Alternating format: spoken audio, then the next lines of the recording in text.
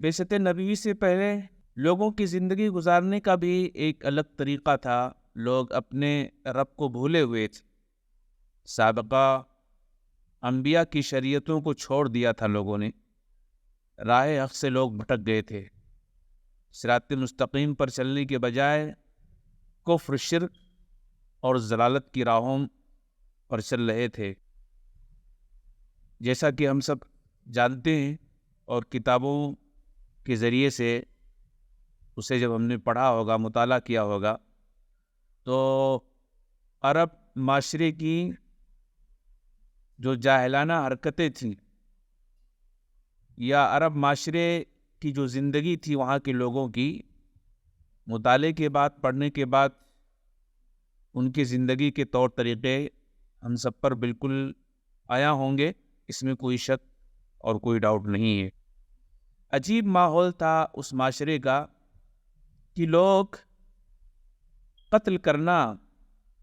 یہ سب سے بڑی بہادری سمجھتے تھے۔ لوگ اپنی بچیوں کو زندہ دفن کر دیا کرتے تھے۔ لوگ لوٹ مار اور چوری کے لیے باقاعدہ شرطیں لگاتے تھے کہ کون ہے جو فلاں کا مال چرائے گا، کون ہے جو فلاں کو قتل کرے گا۔ اس طرح کی باقاعدہ شرطیں لگائی جاتی تھی۔ شراب اور اس طریقے سے جوا اور جو بھی گمراہیاں تھیں، جو بھی غلط سلط چیزیں تھیں، وہ ساری چیزیں ان کے اندر رائج تھی۔ اور نکاح کا طریقہ ایک عجیب اور ایک الگ طریقے سے ان کے یہاں رائج تھا کہ ایک ہی عورت سے کئی لوگ نکاح کرتے، کئی لوگ شادیاں کرتے تھے، اور اس کے بعد ان سے جو بچی پیدا ہوتی تھی یا بچہ پیدا ہوتا تھا، عورت جس کے ساتھ جوڑنا چاہتی تھی، آدمی اسے قبول کرتا، انکار نہیں کر سکتا تھا۔ یعنی میں کہنا یہ چاہ رہا ہوں کہ عرب معاشرے کے اندر جو برائیاں تھیں، جو بے حیائیاں تھیں، کس طرح سے تھیں آپ سوچ نہیں سکتے ہیں۔ ایک انسان جو اشرف المخلوقات بنا کر کے بھیجا گیا ہے، اشرف المخلوقات کی حیثیت سے پیدا کیا گیا ہے، اس کی اشرفیت کہاں چلی گئی تھی؟ اس کا احترام کہاں چلا گیا تھا؟ اس کی سوچ اور اس کی فکر کس سمت جا رہی تھی؟ آپ غور کیجئے، ایک آدمی جو اپنی ہی بچی کو زندہ دفن کر دے، ایک ماں جو اپنی ہی بچی کو زندہ دفن کرنے کے لیے اپنے شوہر کے حوالے کر دے، کتنی عجیب بات رہی ہوگی، اور کیسے سخت دل لوگ رہے ہوں گے، کیسے شقی القلب لوگ رہے ہوں گے، کیسے بدبخت لوگ رہے ہوں گے۔ میرے بھائیوں، مختلف قسم کی برائیاں تھیں اس معاشرے میں، جاہلی معاشرے میں۔ رسول اللہ صلی اللہ علیہ وسلم کی بعثت سے پہلے یہ سارے معاشرے کو دیکھ کر کے، معاشرے کی رواج اور اس طریقے سے معاشرے کے اندر پنپنے والی برائیاں اور ان کی جہالتیں دیکھ کر کے اللہ رب العالمین کو اس قوم پر ترس آیا۔ اللہ رب العالمین نے ترس کھا کر کے اس قوم کی اصلاح کے لیے جناب عربی محمد الرسول اللہ صلی اللہ علیہ وسلم کو آخری نبی، رسول اور پیغمبر بنا کر کے بھیجا۔ ایک ایک کر کے اللہ کے نبی علیہ الصلوۃ والسلام برائیوں کا خاتمہ کرتے تھے، ایک ایک کر کے لوگوں کی زندگیوں سے بے حیائیوں کا خاتمہ کرتے تھے، غلط چیزوں کو مٹاتے تھے۔ اللہ نے نبی کی بعثت کا مقصد بھی بیان کیا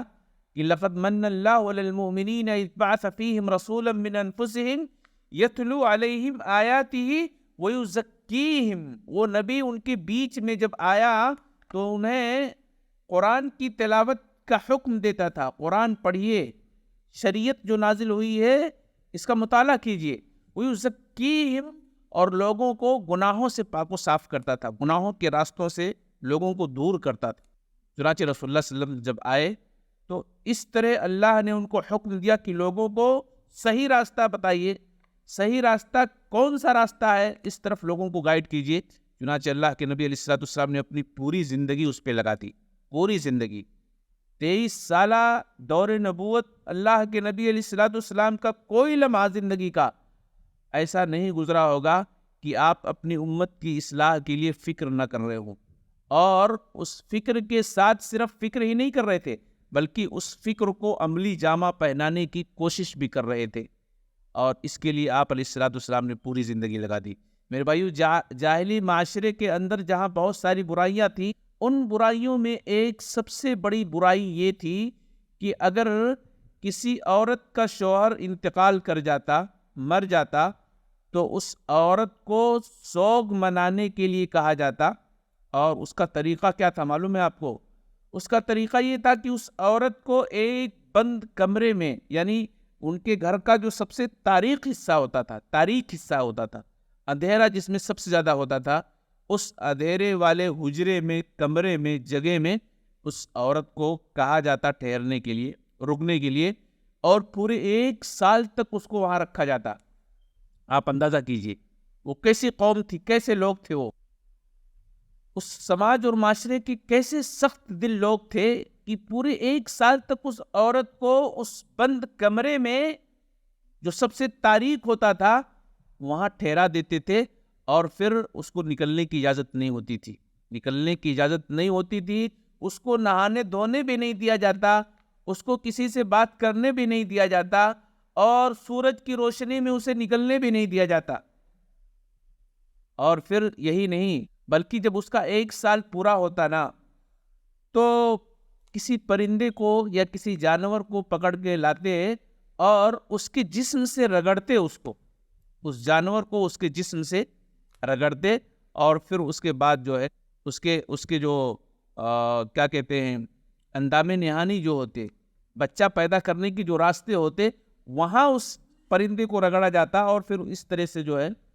اس کو باہر نکالا جاتا ہے. کیسی سوچ تھی ان لوگوں کی. میں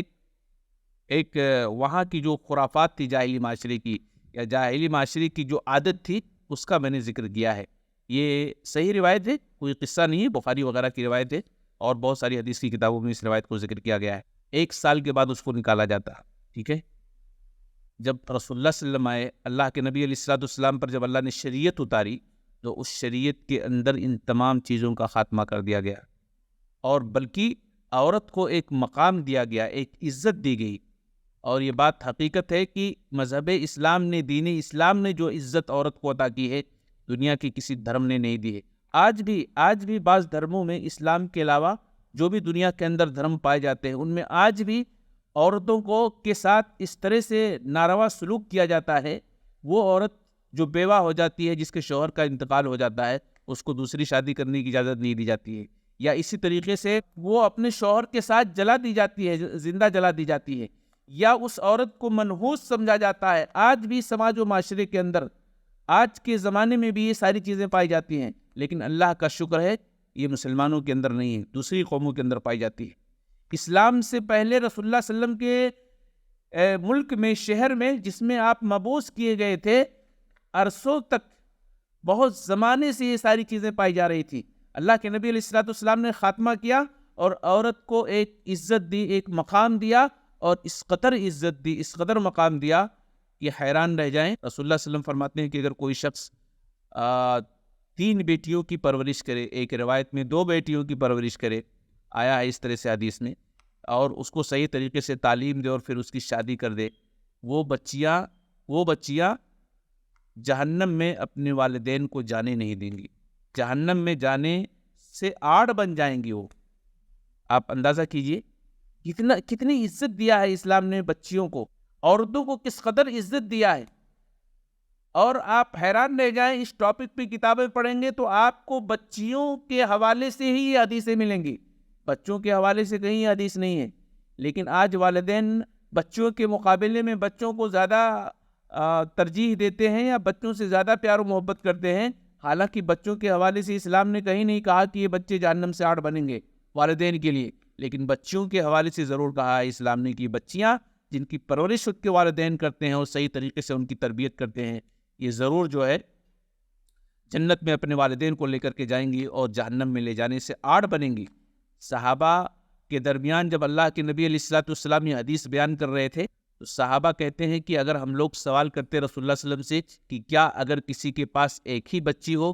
تو اس کا بھی معاملہ رہے گا، یعنی وہ بھی اپنے والدین کے لیے جہنم سے آڑ بن جائے گی؟ صحابہ کہتے ہیں کہ اگر ہم لوگ سوال کرتے رسول اللہ صلی اللہ علیہ وسلم سے تو اللہ کے نبی علیہ السلام یہ بھی فرما دیتے. تو میرے بھائیوں، زمانی جاہلیت میں جو ایک بری عادت تھی عورتوں کے حوالے سے، وہ یہ ہے کہ جب کسی عورت کے شوہر کا انتقال ہوتا تو اس کو 1 سال تک بند کر دیتے، اور کمرے سے نکالتے ہی نہیں، اس کو سورج کی روشنی نصیب نہیں ہوتی، لوگوں سے بات چیت نہیں کرنے دیتے، اور بہرحال وہ عورت گھٹ گھٹ کر کے 1 سال تک اپنی زندگی گزارتی، اور بعض عورتوں کا اس ٹینشن میں تو انتقال بھی ہو جاتا، دنیا سے بھی چلے جاتے۔ لیکن رسول اللہ صلی اللہ علیہ وسلم نے ان ساری چیزوں کا خاتمہ کیا، اور اسلام کے حوالے سے ان کی رہنمائی کی، اور اسلام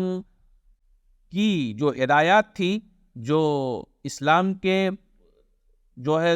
طریقے سے، اسلام کے طریقے سے جو ان کی تربیت تھی یا ان کی جو تعلیمات تھی، اللہ کے نبی علیہ الصلوۃ والسلام نے ان تعلیمات کو جو ہے عورتوں کو بتایا، اور پھر عورتوں کے حوالے سے اسلام نے ایک اچھا سسٹم قائم کیا کہ اگر کسی کے شوہر کا انتقال ہو جائے تو اسے کس طرح سے رہنا ہے، اس کا ایک لاہ عمل تیار کیا رسول اللہ صلی اللہ علیہ وسلم نے، اللہ رب العالمین کا حکم پا کر، اللہ رب العالمین کے اشارے سے، کہ کسی عورت کے شوہر کا انتقال ہو جائے تو وہ کس طرح سے سوگ منائے گی، کس طرح سے عدت میں بیٹھے گی۔ اس کو ایک بہترین طریقے سے اللہ کے نبی علیہ الصلوۃ والسلام نے اللہ کے حکم سے اپنی امت کو سمجھایا ہے۔